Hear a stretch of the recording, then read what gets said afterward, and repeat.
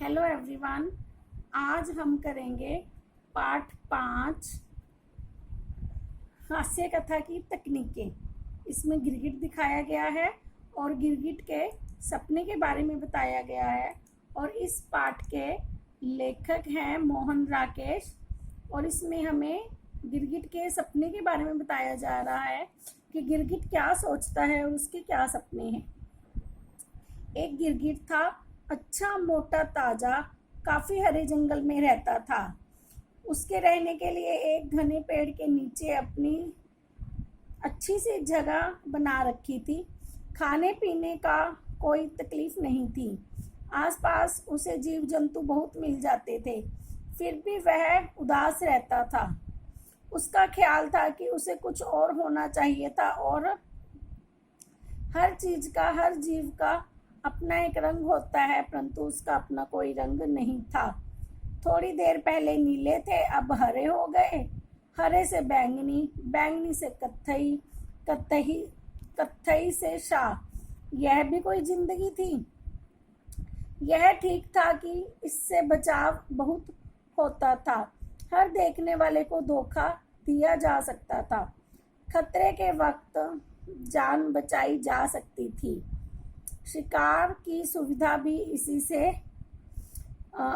से भी थी। वह भी थी क्या अपनी कोई एक पहचान ही नहीं। सुबह उठे कच्चे भटूरे की तरह पीले और रात को सोए तो भुने शकरकंद की तरह काले। हर 2 घंटे में खुद अपने ही लिए अजनबी। उसे अपने सिवा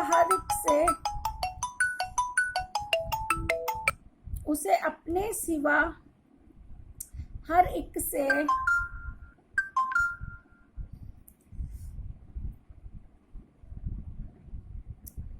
ईर्ष्या थी। पास के बिल में एक सांप था, ऐसा बढ़िया लहरिया था। उसके खाल पर की देखकर मजा आ जाता था। आसपास के सब चूहे चमगादड़ उससे खौफ रखते थे। वह खुद भी उसे देखते ही दुमदुमाकर भागता था। मिट्टी के रंग में मिट्टी होकर पड़ा रहता था। उसका ज्यादातर मन यही करता था कि वह गिरगिट न होकर सांप होता तो कितना अच्छा था। जब मन आया पेट के बल रेंग लिए। जब मन आया कुंडली मारी और फन उठाकर सीधे हो गई। एक रात जब वह सोया तो उसे ठीक से नींद नहीं आई। 2-4 कीड़े ज्यादा निगल लेने से बदहजमी हो गई। नींद न आने के लिए वह कई तरह से सीधा उल्टा हुआ, पर नींद नहीं आई। आंखों को धोखा देने के लिए उसने रंग भी कई बदल लिए, पर कोई फायदा नहीं हुआ। हल्का से ऊंघ आती, फिर वही बेचैनी। आखिर वह पास की झाड़ी में जाकर नींद लाने के लिए एक फली निगल आया। उस पत्ती की सिफारिश उसके एक गिरगिट दोस्त ने की थी। पत्ती खाने की देर थी कि उसका सिर भारी होने लगा। उसका शरीर जमीन के अंदर धंसता जा रहा था। थोड़ी देर में उसे महसूस हुआ जैसे किसी ने उसे जिंदा जमीन में गाड़ दिया। वह बहुत घबराया। यह उसने क्या किया, दूसरे गिरगिट के कहने में आकर खामखा वह फली खा ली।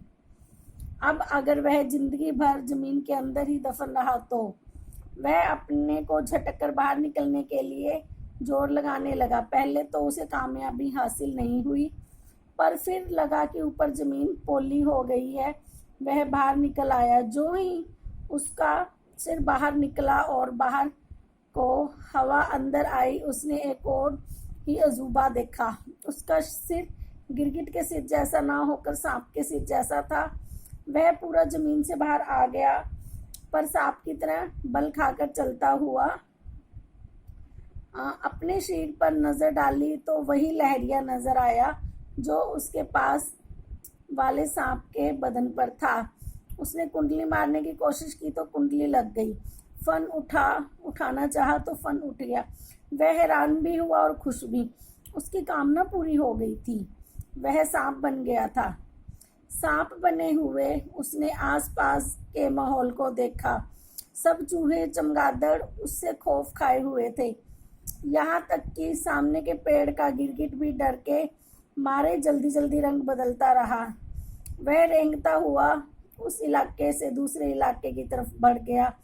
नीचे से जो पत्थर कांटे चुभे उसकी उसने परवाह नहीं की।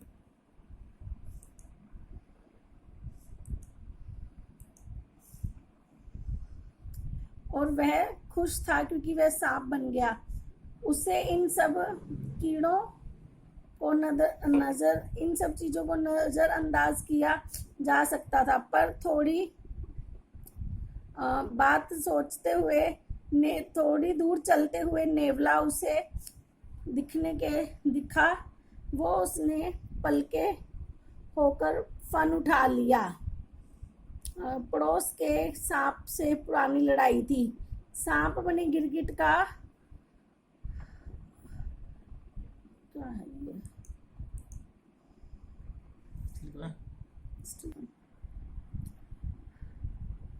एक चुनौती थी उसके साथ चमक रही थी। गिरगिट आखिर था तो गिरगिट ही।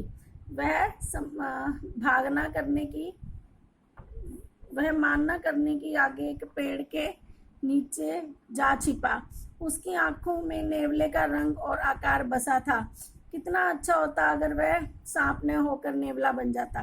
तभी उसका सिर फिर से भारी होने लगा और नींद चली अपना रंग दिखा दिया। फली ने अपना रंग दिखा दिया। थोड़ी देर में उसने पाया कि जिस्म में हवा भर जाने से वह काफी फूल गया है। ऊपर से गर्दन निकल आई है और पीछे झबीली पूंछ है। तब वह अपने झटक कर आगे बढ़ा तो लहरिया सांप एक नेवले में बदल चुका था। उसने आसपास नजर दौड़ाना शुरू किया। अब कोई सांप वहां नजर आए तो उसे वह लपक ले, पर सांप वहां कोई था ही नहीं। कोई सांप निकल कर आए इसके लिए उसने उछलना कूदना शुरू किया। कभी झाड़ियों के पास बाहर जाता, कभी अंदर आता, फिर जमीन खोदने की कोशिश करता। एक बार जो वह जोर से उछला तो पेड़ की टहनी पर टंग गया। टहनी का कांटा जिस्म में ऐसे गड़ गया, ना उछलते बने ना नीचे आते। आखिर वह बहुत परेशान हो गया। वह यह मानने लगा कि क्यों ना उसे नेवला बनना चाहे, इससे तो अच्छा था कि वह पेड़ की टहनी बन जाता। तब न रेंगने की जरूरत थी, न उछल कूदने की, बस अपनी जगह उगे हैं और आराम से हवा में हिलते रहो। नींद का एक और झोंका आया और उसने पाया कि सचमुच वह नेवला नहीं रहा, पेड़ की टहनी बन गया। उसका मन मस्ती से भर गया। नीचे की जमीन से जब उसे कोई वास्ता नहीं था, वह जिंदगी भर ऊपर ही ऊपर झूलता रह सकता था। उसे वह भी लगा जैसे उसके अंदर से कुछ पत्तियां फूटने लगी हैं। उसने सोचा अगर उसने फूल भी निकलेगा तो उसका क्या रंग होगा और क्या वह अपनी मर्जी से फूल का रंग बदल सकेगा। पर तभी 2-3 कौवे उस पर आ बैठे। एक ने उस पर बीट कर दी, दूसरे ने चोंच से कुरेदना शुरू किया। उसे बहुत तकलीफ हुई। उसे फिर अपनी गलती का पश्चाताप हुआ। अगर वह टहनी की जगह कौवा बन जाता तो कितना अच्छा था। जब चाहो जिस मर्जी टहनी पर बैठो और जब चाहो हवा में उड़ान भरने लगो। अभी यह सोच ही रहा था कि कौवे उड़ खड़े हुए, पर उसने हैरान होकर देखा कि कौवों के साथ वह भी उसी तरह उड़ रहा था। अब जमीन के साथ साथ आसमान भी उसके नीचे था और वह ऊपर ऊपर उड़ा जा रहा था। उसने पंख बहुत चमकीले थे, जब चाहे उसको झपकान लेता, जब चाहे सीधे कर लो। उसने आसमान में कई चक्कर लगाए और खूब काएं काएं कर तभी नजर पड़ी नीचे कुछ लड़कों पर, जो गुलेल हाथ में लिए उसे निशाना बना रहे थे। पास उड़ता हुआ एक कौवा निशाना बनकर नीचे गिर चुका था। उसने डरकर आंखें मूंद ली। मन ही मन सोचा कितना अच्छा होता अगर वह कौवा न बनकर गिरगिट ही बना रहता। पर अब काफी देर बाद गुलेल का पत्थर उसे नहीं लगा तो उसने आंखें खोल ली। वह उसी जगह पर था। उसे अब पंख सब गायब थे और वह वही गिरगिट था। वही गिरगिट का गिरगिट था। वह चूहे चमगादड़ पास मंडरा रहे थे और